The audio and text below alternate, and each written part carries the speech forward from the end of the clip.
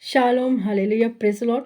खुदावन यीशु मसीह के जिंदा जलाली बबरकत फतवा नाम में आप सबकी सलामती हो। प्रभु का धन्यवाद करते हैं कि प्रभु ने इस योग ठहराया कि प्रभु के वचन को आपके साथ शेयर करूं। तो आज जो विषय है कि हम अपनी आत्मिक उन्नति में कैसे हम ग्रोथ कर सकते हैं, आमीन। जो आत्मिक रैंक है हम उसमें कैसे बढ़ सकते हैं। तो जैसे हम जानते हैं कि परमेश्वर ने अपने हर एक बेटे और बेटी के ऊपर एक ना एक भविष्यवाणी की है, हालेलुया। तो हम उस भविष्यवाणी को कैसे पूरा करते हैं? परमेश्वर के भय को और परमेश्वर के वचनों पे चल के, हालेलुया। जैसे कि हम पवित्र बाइबल में यूसुफ की जो है उसके हम कहानी को देखते हैं कि यूसुफ जो था खुदा का भय मानने वाला, खुदा का दास था, हालेलुया। तो उसके जीवन में भी बहुत सारी परेशानी आई, पर वो निराश नहीं हुआ, हालेलुया। शैतान ने उसके जीवन में बहुत सारी जो है परेशानियां भेजी, पर वो निराश नहीं हुआ, हालेलुया। तो हमें भी आज ऐसे ही होना चाहिए, चाहे आज हमारे हालात कैसे भी क्यों ना हो, हमें परमेश्वर का धन्यवाद करना चाहिए और हमें ये विश्वास करना चाहिए कि जितनी बड़ी हमारी प्रॉब्लम हो, जितनी बड़ी हमारी आजमाइशें हैं, खुदा ने उतनी बड़ी हमारे लिए जो है आशीष और बरकत को रखा है, आमीन, हालेलुया। तो हम देखते हैं कि जैसे यूसुफ को उसके भाइयों ने उसको गड्ढे में फेंक दिया और फिर उसको बेचा गया, हालेलुया। उसके जीवन में भी निराशा आई, पर उसने विश्वास किया परमेश्वर के ऊपर, हालेलुया।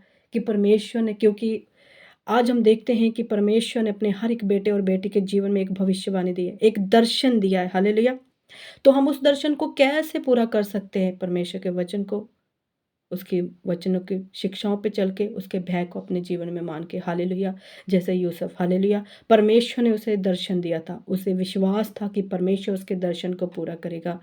तो जैसे परमेश्वर की शिक्षाओं पे वो चला, परमेश्वर के वचन को उसने अपने जीवन में पूरा किया, परमेश्वर के भय को उसने अपने जीवन में रखा, हालेलुया। और परमेश्वर ने, आप देखते हैं कि परमेश्वर ने कैसे फिर उसको राजा बनाया, आमीन, हालेलुया।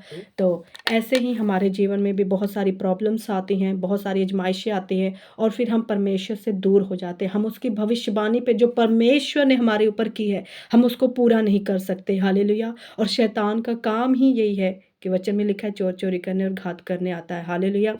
तो जब आप परमेश्वर के वचन को पढ़ते हैं और उसकी वचनों पे मनन करते, अपने ध्यान को लगाते हैं, तो जब आप पाप करते हैं तो परमेश्वर का वचन आपके सामने आता है तो आपको डर होता है, हालेलुया।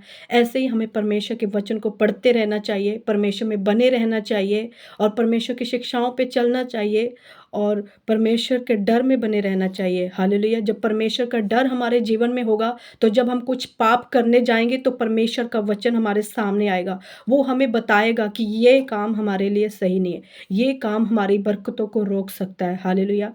तो आप देख सकते हैं कि शैतान ने जब उसे खड्डे में, उसके भाइयों के ज़रिए उसको खड्डे में गिराया और फिर उसको बेचा भी गया, उसको फ़र्क नहीं पड़ा क्योंकि उसको पता था कि परमेश्वर ने उसे एक दर्शन दिया है, हालेलुया। उसके ऊपर एक भविष्यवाणी थी कि वो आगे जाके राजा बनेगा।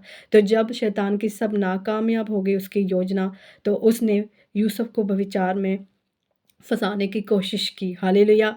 तो आप जानते हैं कि अगर यूसुफ व्यभिचार में फँस जाता तो जो परमेश्वर ने उसके लिए जो ओहदा रखा था, जो राजे का जो सिंहासन रखा था, उसे नहीं मिल पाता, हालेलुया।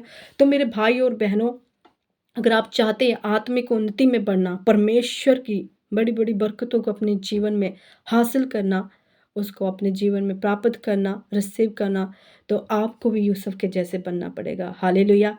आप पे चाहे कितनी भी बड़ी क्यों ना आजमाइशें आएँ, परमेश्वर के ऊपर अपना ध्यान रखें, हालेलुया। आप विश्वास करें कि जितनी बड़ी आपकी आजमाइश है, उतनी बड़ी आपकी बरकत भी है, हालेलुया। और हमेशा परमेश्वर के वचन को पढ़ते रहिए ताकि परमेश्वर का भय आपके जीवन में हमेशा बना रहे। और जब भी आप कोई गलती या गुनाह करने जाएं तो परमेश्वर का वचन आपको बताए कि हम क्या क्या हमारे लिए सही है, हालेलुया। और परमेश्वर के आत्मा की अगुवाई हमेशा मांगे, आमीन, हालेलुया। सो प्रभु का धन्यवाद करते हैं, सारा आदर सारा महिमा प्रभु के नाम को देते हैं। इस वचन का पढ़ा सुना और सीखा जाने से परमेश्वर आप सबको बहुत सारी आशीष बरकत दे। God bless you. शालोम।